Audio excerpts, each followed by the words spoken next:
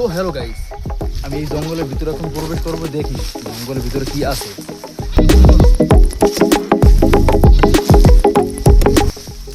এখন আমি এমন একটি বাড়িতে প্রবেশ করব, বাড়ির ভিতরে একটি মাজার আছে। মাজারের মধ্য দিয়ে একটি আমরুল গাছ বের হয়েছে। এখন আমি মাজারের ভিতরে প্রবেশ করব, দেখি মাজারের ভিতরে কি আছে। মাজারের দরজাই মাকড়সার বাসা।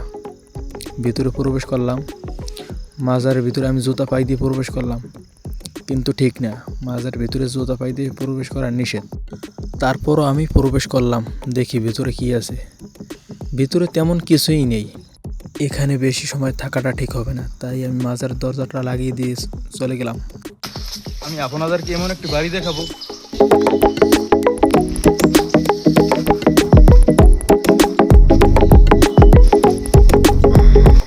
বাড়িওয়ালা নাই রে বাড়ি, নাই রে দুনিয়াতে, তারই আজব প্রমাণ।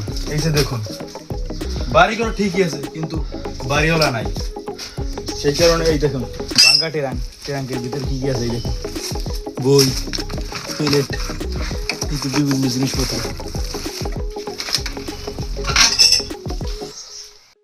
সো আজ এ পর্যন্তই থাক, নেক্সট ভিডিওতে দেখা হচ্ছে। ভালো থাকুন, সুস্থ থাকুন, আল্লাহ হাফেজ।